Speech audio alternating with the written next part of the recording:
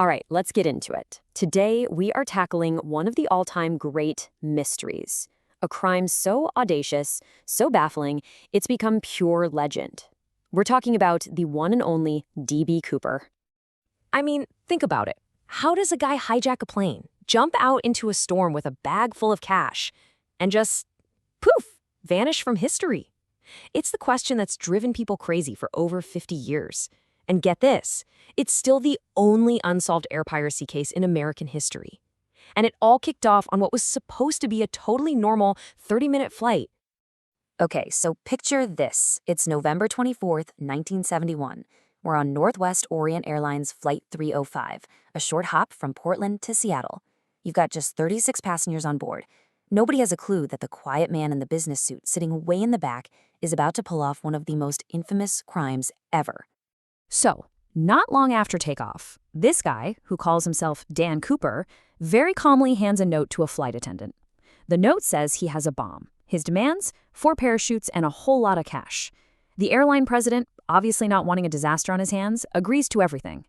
The plane lands in Seattle, the passengers are swapped out for the ransom money, and then they take off again. And that's when, somewhere over the stormy skies of Washington, Cooper does the absolute unthinkable.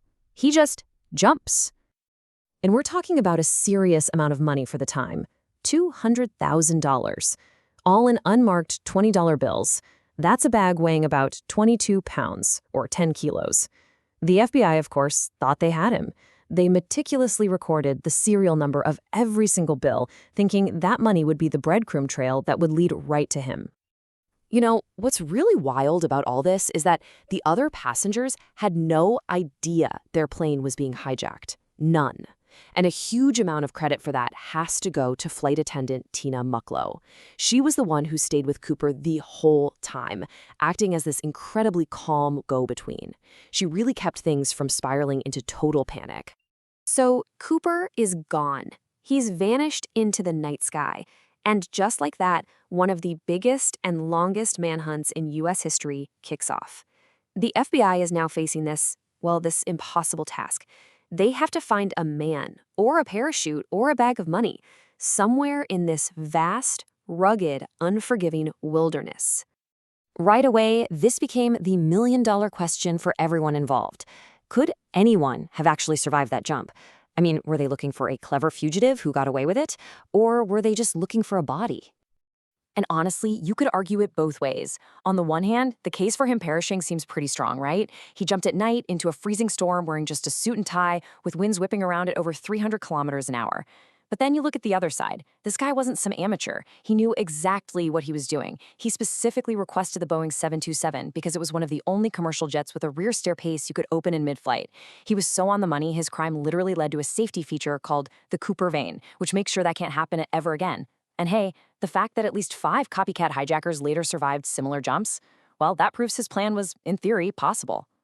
But despite this massive search effort, we're talking door-to-door searches, submarines combing leak beds, hundreds of people on the ground.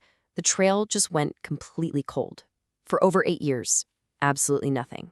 No body, no parachute, no money. It was like D.B. Cooper was just swallowed whole by the sky. And then, in 1980, a huge break in the case. An 8-year-old kid just digging in the sand on the banks of the Columbia River finds these 3 rotting bundles of cash. They check the serial numbers, and it's a match.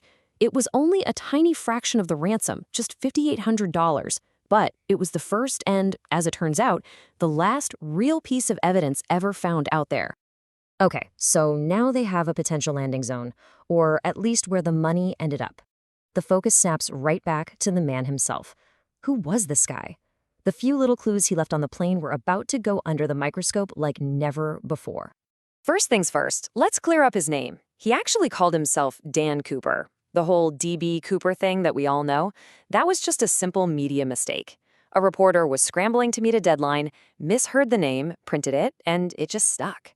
It's a perfect example of what psychologists call anchoring bias, where the first piece of info you hear, even if it's wrong, becomes the one that sticks in your head. So what did he actually leave behind?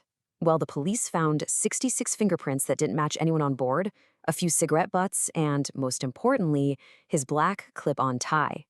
Now, years later, using powerful microscopes, scientists found something amazing on that tie: tiny particles of pure titanium. That's a material used a lot in aircraft manufacturing, which strongly suggested Cooper might have worked in the aeronautics industry. Over the years, the FBI looked into more than 800 suspects, but it really boiled down to two main guys. First, there was Richard McCoy. This guy was a Vietnam vet who pulled off an almost identical hijacking just a few months later. Seemed like a slam dunk, but he had a rock-solid alibi. Then there was Robert Rockstraw, another vet with a sketchy past whose face was a pretty good match for the composite sketches. But again, the FBI could never find that one piece of solid evidence to tie him to the crime. In the end, neither of them could be pinned for it. So, after decades of chasing ghosts and hitting dead ends, the official investigation finally wound down. Yeah, after 45 long years, the FBI officially closed the case in 2016. They basically decided that their resources were better spent on active cases.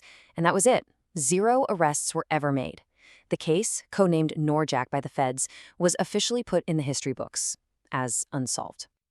So the FBI file is closed, but the public fascination, that's stronger than ever. I mean, you have a guy who planned this incredibly meticulous crime, knew exactly what kind of plane he needed for his escape, and then just vanished. So what do you think happened? Did he die in the fall, his body and the money just lost forever to the wilderness? Or did he actually pull off the perfect crime and live out his days quietly with his fortune? After half a century, the only thing we know for sure is the legend.